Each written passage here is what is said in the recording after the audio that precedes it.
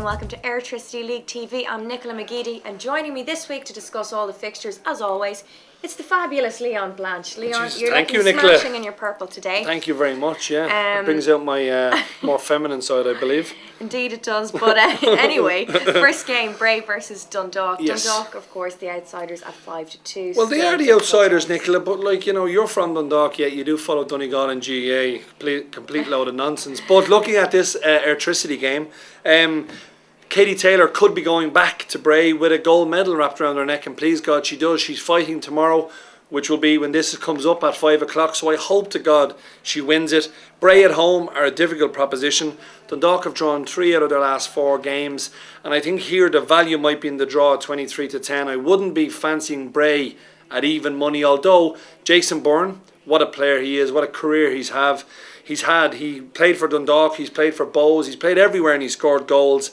If you were having a first goal scorer bet, he'd be the man I'd select. But I'm going to go for a draw at 23-10 in the Carlisle grounds. And come on, Katie, hopefully you have that gold medal. Yeah, so plenty of reason for Bray to celebrate then. Absolutely. If things go to plan. Now, Drogheda versus Bows, of course, Drogheda still looking sharp. Yeah. 11-10 favourites. Who do you fancy? Well, we're just looking at Drogheda and the turnaround that their manager has actually been able to complete this season. It's been a great turnaround, and Drogheda are a big club. They used to be very good a few years ago, got into financial trouble, but 11-10 at home against Bohemians, they're going to have plenty of supporters at that price. Bows, good win against Dundalk a couple of games back, but they're still not as good as they used to be, obviously financial problems and the rest. The draw is 11-5. No, for me, home win, 11-10 Drogs to keep the pressure on Sligo right up at the top. Okay, well, the bookies certainly are predicting Shelburne to kind of hammer UCD. Do you think it's going to be a tighter encounter than what we expect? No, I don't think so, Nicola. UCD, I think, will get relegated this year. I'm sorry, but I have to call it as I see it. They just don't. They're playing decent football without getting results, but that's no use. The draw is a big price, 5-2. But Shells, again, will be many people's home bankers at 8-13. Drogs and Shells, put them in a double. It represents a decent price, so I'm going to go with Shells to win comfortably at home against UCD. Okay, the next game's going to be probably a lot more exciting between Cork and St. Pat's. Cork 12-5, Pat's 11-10. How do you feel this one will pan out? Well, you know, looking at St. Pat's, they obviously were knocked out of the Europa League by Hanover. It was a good draw for them. It's going to give them much needed funds to help out the club.